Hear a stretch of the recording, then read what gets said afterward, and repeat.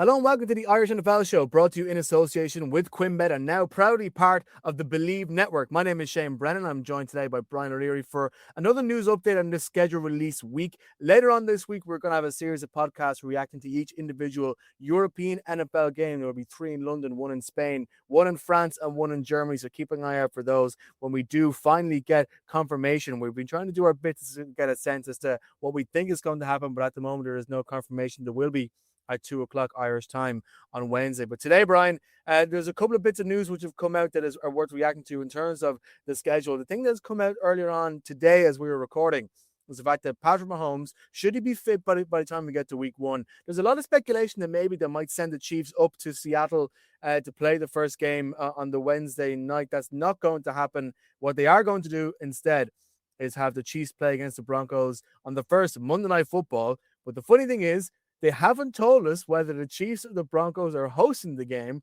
All we know is it's going to be Chiefs versus Broncos on week 1. Bo Nix and Patrick Mahomes, hopefully both back fit and flying for what is going to be a crucial divisional matchup in the AFC West.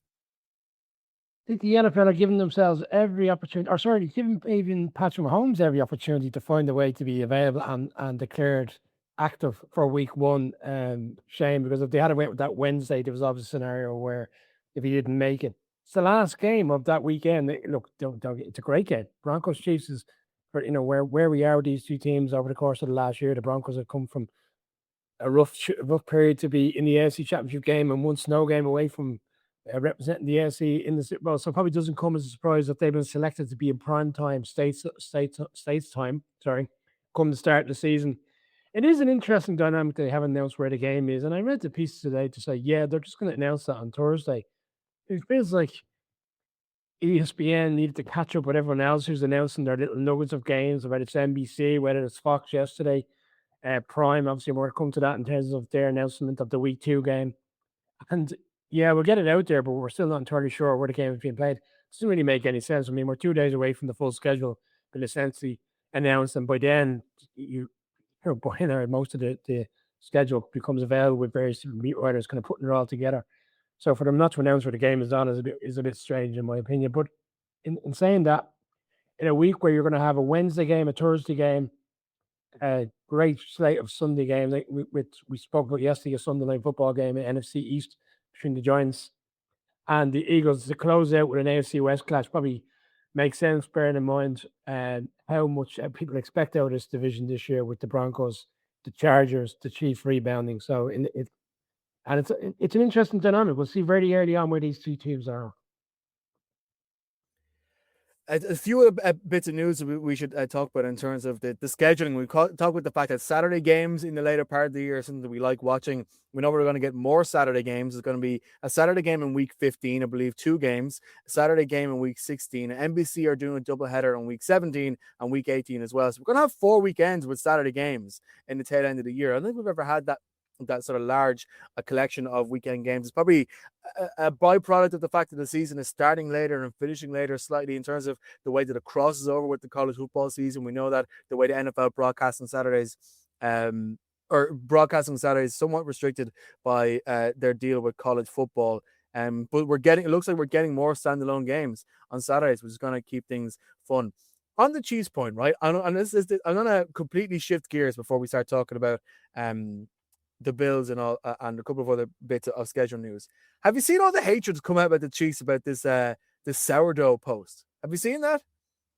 I have seen it, Shane, but a man of my age kind of just looks at that, thinks about it for about 5 seconds, says, move on. I'll see can I find some more relevant NFL information that actually whets my appetite, as opposed to trying to figure out what the social aspect is of a schedule coming out. What are they essentially saying? We're gonna poop on everybody that we play this next season because this is I don't know. No. Like part of schedule release week is all the stuff that people release. Like the Chargers always put out a banger video every year. You know, the Titans did that thing a couple of years ago, which was great the first time when I had your one being like you couldn't say the name of the team logos, and the following year it just kind of landed.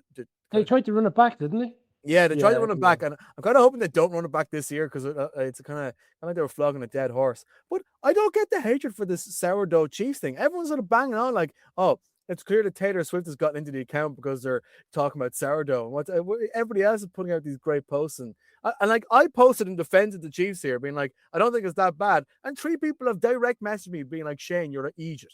I just Well, what is it with sourdough bread that gets to people? well, it's funny this because I'm going to give you a little nugget from a person who's gluten free and can't eat these particular breads, or maybe he can and just have an alternative. It's- But I did reach out to Colin Cronin today when the news was announced, just in case he did miss it, to make him aware that the Broncos were playing the Chiefs on Monday Night Football.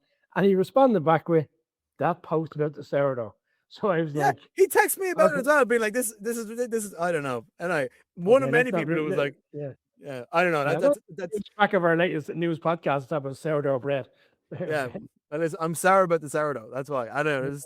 It's one of my classic changes of gear. Let's get back on to what we look forward to in the schedule and the Buffalo Bills Stadium. There's been a lot of videos coming out about the way that they are putting the final touches to their seats. It's going to be we know that. What would you do if your online store converted 36% more shoppers? You could take 36% more vacation. Another pina colada? Yes, please. Open a new retail location with 36% more square feet. Fantastic. Hire 36% more help. You're hired and you're hired. Shopify has the world's best converting checkout, up to 36% better than other e-commerce platforms. What you do with those extra sales is up to you. Switch to Shopify today at shopify.com/listen and get a $1 trial. Shopify.com/listen.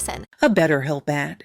Therapy isn't just for times of major challenge. It's a valuable tool for anyone wanting to improve their well-being. It can help you develop healthy coping skills, set boundaries, and support personal growth. BetterHelp makes it easy to get matched online with a fully licensed therapist right from your phone. No commuting, no waiting rooms. And you can switch therapists at any time. Sign up at BetterHelp.com and get 10% off your first month. That's BetterHelp.com. Home field advantage they have in the snow is going to be significant. People who haven't necessarily seen the new Highmark Stadium, it has a bit of coverage over the seats, but it's not a full dome, which means that their snow field advantage is going to still be alive when it comes to the winter. But when it comes to September, we know that their first game will be at home against the Detroit Lions. It's funny, we already know where the Detroit Lions are playing in November in Munich, and we know where they're going to be playing in September, going away to the Bills.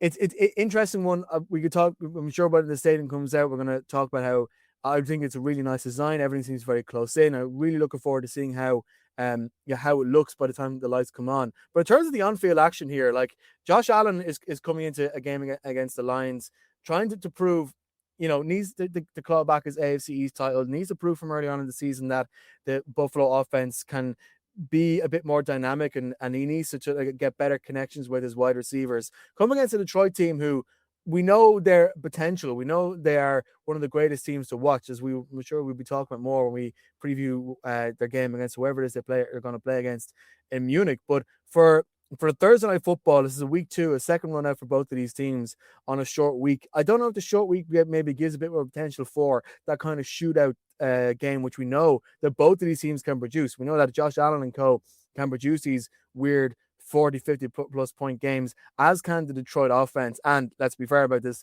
the way they've been playing the last couple of years, the Detroit defense as well, if they're not fully up to speed. So this should be a really fun one on the first Thursday Night Football of the year. The Thursday night games are ones I always try to stay up for. I think they're always more fun than people give them credit for. And I'm looking forward to seeing this one kick off in the new stadium in Buffalo. Interesting dynamic on this one, Shane. I know Mr. North, who's I think he's the head of the scheduling, and he comes out and there's numerous podcasts and he just give a rationale as to why they selected particular teams and particular dates and games, etc.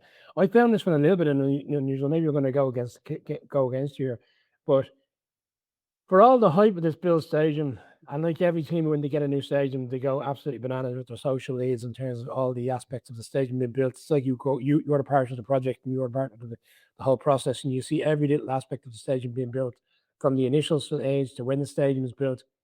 Immediately strikes me as very much a carbon copy of the Tottenham Hotspur Stadium. I don't know if you looked at it; just looks so similar to Tottenham. I thought the same. I was looking at it, I was thinking, geez, this would be a great place to hold a Champions League match. It's very considering what the old Buffalo Stadium was. It doesn't feel very NFL, and I'm not saying that in a negative or positive way. It's just it is very different to everything else. Yeah, the second thing I thought was it's going to be a terrible shame for Buffalo, because realistically, they're never going to get a Super Bowl to kind of merit a stadium of that magnitude, because I think part of the NFL landscape, when you build a new stadium, there's kind of this commitment that they'll honor that with either giving you a draft or they'll give you a Super Bowl within 5 to 6 years. Buffalo with the adverse weather conditions, highly unlikely we'll ever Well, see I a Super I Bowl there. I personally admire Buffalo for that because I like a lot of these teams we see like Kansas City leaving Arrowhead Stadium. To me, one of the great stadiums of the NFL. The great noise, the history, the architecture, which they physically can't do anymore. Just go across state lines of Kansas. We know people look at just the nature of that deal, and yes, they're getting a very good deal. But the part of it was they're sticking a roof on it because they want a Super Bowl. The exact same thing has happened in Chicago. They're sticking a roof on it because they want a Super Bowl. I mean, there's only so many of these things going around, and let's face it. Like Miami's been taken off the list despite the fact that the city, which has a good history of hosting them, they're going to keep bringing it back to Vegas and keep bringing it back to LA because they like those stadiums. Like I think people in Buffalo realize I'd rather just keep what it means to be a Buffalo Bill than potentially host one Super Bowl. I mean, Detroit has a stadium with a dome, and they probably built the stadium thinking that we could host Super Bowls, and they hosted one Super Bowl 40, and they're probably never going to host one again. So I like that about it personally. I understand where you're coming from in terms of, I guess, a shame and opportunities, and it will be great to see a Super Bowl held in Western New York. But personally, I think it's I personally think that's a positive. Yeah, but I also factor in it's not just about the stadium and the circumstance around what the stadium looks like or is built like for a Super Bowl. It's the logistics of the city and whether the city can stand up to what goes on. Because thankfully, we're in a position now where we fully understand the nature of a Super Bowl week. It's not, the game is the be all and end all come Sunday afternoon in the States, but it's the week and it's the lead up to the game and it's all the various different events that go on. The NFL do a great job of putting on events on a daily basis, whether it's in the evening, whether it's in the day. Like how many times last year did we have guys dispersed to the different teams, whether it was going to the teams interviews or we're in Radio Row and we're delivering content. And if you were to do that in adverse weather conditions all day, can you imagine a situation where you're going to go, right, you go across town and in a blizzard to get that recording of something going on? So I think ultimately it's also about whether the city can digest the conditions that come with it. But for the Bills, sorry to get back to the Bills on the stage, I think it's unusual it's on a Thursday night because I felt it was one of those they would have tried to put on Monday Night Football, Sunday Night Football, because Thursday Night Football can be hit and miss, shall we say, in terms of the game. And you're coming off of week one, and then you're only getting used to playing again, and you're putting a game in. And a game of what I would say is one of the upper echelons games of the season, the Lions team that will expect to challenge again in the NFC North against the favourites, no disrespect to the Patriots, in the AFC East, and that's the Buffalo Bills. And is the new stadium. It's going to be a razzle-dazzle on the new stadium. I think that would have been better fitted for maybe Sunday Night Football on week two, as opposed to on Thursday night, where you probably don't get the. I suppose themselves, something about the aspect of Irish people. Irish people more like to step in Thursday night. You might suggest they are and watch that game. As that start, when the start of the season comes, I think most of us bear the grunt of being tired for a couple of weeks because we just want to watch as much action as we can because we missed. So we missed it for so long. Look, it does have the makings of a great game. Let's not get away from that. The Lions and Bills at any stage of a season. I think they played a couple of years ago where the game ended 52-48 to the Bills, 90 points, and that was in Detroit. If we got anything close to that come the start of the season, we'd be all the Lions. And that's it. That's exactly the kind of thing I'm looking forward to if they can do that. The one thing I will say about the Thursday night thing, right? And I like Thursday night football. As I was saying, I always try to stay up for it. I find them easier personally. I find them easier to stay up for than the Sundays and Mondays.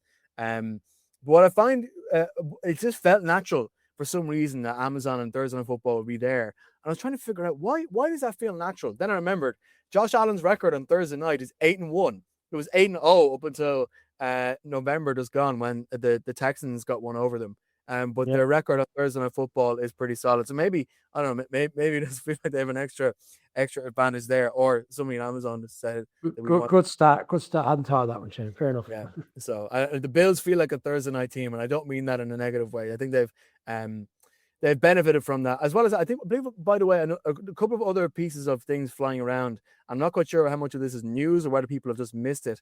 I missed it as well. I believe we're getting 2 Black Friday games this year. So that should be fun to watch. There's potential of also a Wednesday game on the week of Thanksgiving. That hasn't been confirmed, but that is floating around. But I didn't realize that the Brazil game, which is in week 3 between the Cowboys and the Ravens, that's not being held on a Friday night or anything. That is part of the CBS late window. Which I wasn't anticipating. It would be unusual watching Red Zone as they're cutting between, wherever it is, Pittsburgh and Cleveland and the Maracana. That would be quite the scene.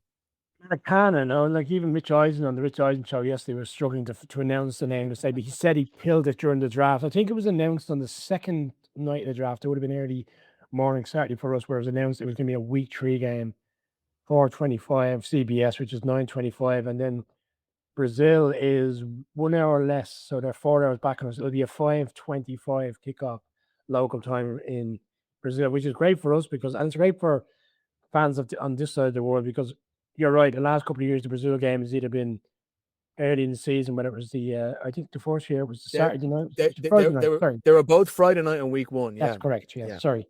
Yeah, so now we're going to get a situation where it's going to be on Sunday, week 3, probably 2 or 3 games in the red zone window at 9 o'clock. You're going to get an opportunity if you want to really watch that game, and that's another compelling game. Like that, we haven't spoken much about it, but to have the Ravens and the Cowboys play each other in Brazil also makes for a great game. And we're going to talk about the Cowboys now. Again, the Cowboys schedule will be leaked by tomorrow. Like, I mean, what's going on? This is what I mean. This is Jerry's world, and we're all living with it. Like the Seahawks and the Patriots are the 2 reigning conference champions. We don't know anything about their respective schedules. Only that the Seahawks are going to be lifting the banner on the Wednesday night. But we know that the Cowboys are playing in this game in Rio.